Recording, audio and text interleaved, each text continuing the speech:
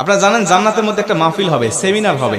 সেখানে আল্লাহ জান্নাতীদেরকে নিয়ে একটা মাহফিলের আয়োজন করবেন। জান্নাতি শ্রোতা হবে আর বক্তা হবে তিনজন। প্রথমে বিশেষ বক্তা হিসেবে থাকবেন হযরত দাউদ আলাইহিস সালাম। দাউদ আলাইহিস সালামের কুরআন নাজিল হয় নাই, দাউদ নবী কোনোদিন কুরআন পড়েও নাই। তারপরে আল্লাহ সেদিন তাকে ইলম দিবেন, তিনি দাউদ নবী সূরা তোহা থেকে তেলাওয়াত করবেন। তাফসীরে এসেছে দাউদ নবী যখন কুরআন থেকে তেলাওয়াত করবেন তার একটা গলা থেকে, একটা কণ্ঠ থেকে 80 রকম সুর বের হতে থাকবে।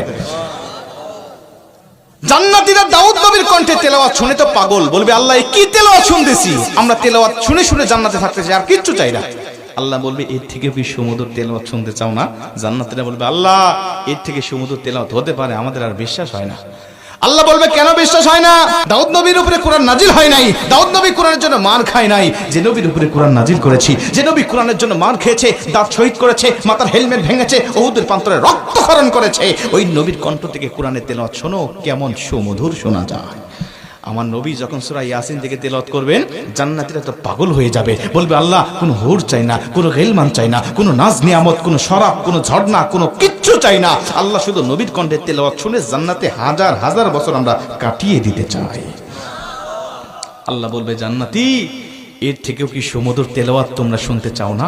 জান্নাতীরা বলবে আল্লাহ এর থেকে সুমধুর তেলাওয়াত হতে পারে, এটা আমাদের আর বিশ্বাসই হয় না। জান্নাতীরা কেন বিশ্বাস হবে না বলো?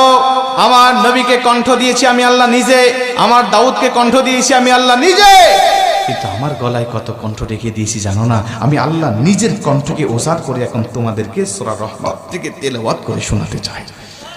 আমার আল্লাহ সেদিন টান দিবেন সূরা রহমান থেকে, আর রহমান বলবেন না, তিনি আনার রহমান বলে টান দিবেন। আমি রহমান, যে রহমানের কথা দুনিয়াতে তোমরা শুনেছো, যে রহমানের ভয়ে দুনিয়াতে পাপ থেকে বিরত ছিলে, যে রহমানের ভয়ে তাহাজ্জুদের ওয়াক্তে দাঁড়িয়ে চোখের পানি বিসর্জন দিয়ে নামাজ আদায় করেছো, যে রহমানের ভয়ে সারাটা দিন রোজা রেখেছো, যে রহমানের ভয়ে তোমরা